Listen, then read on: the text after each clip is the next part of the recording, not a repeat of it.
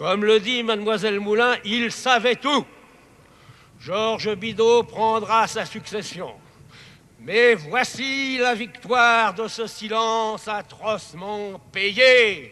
Le destin bascule. Chef de la résistance, martyrisé dans des caves hideuses, regarde de tes yeux disparus toutes ces femmes noires qui veillent nos compagnons.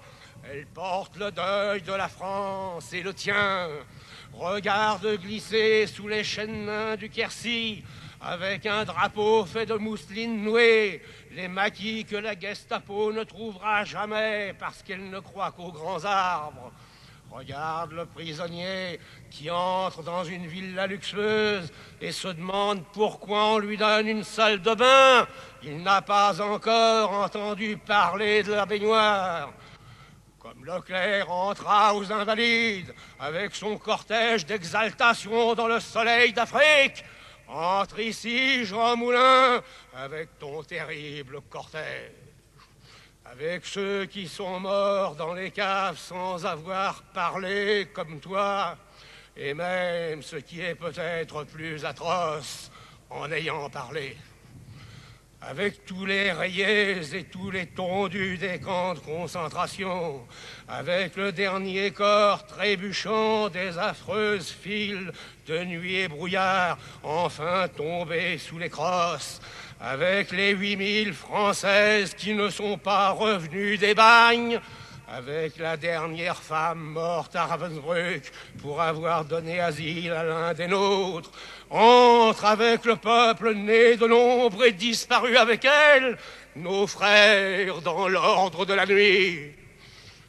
Commémorant l'anniversaire de la libération de Paris, je disais, écoute ce soir, jeunesse de mon pays, les cloches d'anniversaire qui sonneront comme celles d'il y a 14 ans, puisses-tu cette fois les entendre, elles vont sonner pour toi. L'hommage d'aujourd'hui n'appelle que le chant qui va s'élever maintenant, ce chant des partisans que j'ai entendu murmurer comme un chant de complicité, puis psalmodier dans le brouillard des Vosges et les bois d'Alsace, mêlé aux cris perdus des moutons des Tabors, quand les bazookas de Corrèze avançaient à la rencontre des chars de Rundstedt lancés de nouveau contre Strasbourg. Écoute aujourd'hui, jeunesse de France, ce qui fut pour nous le chant du malheur. C'est la marche funèbre des cendres que voici, à côté de celle de Carnot avec les soldats de l'an 2, de celle de Victor Hugo avec les misérables, de celle de Jaurès veillée par la justice, qu'elles reposent avec leur long cortège d'ombres défigurées.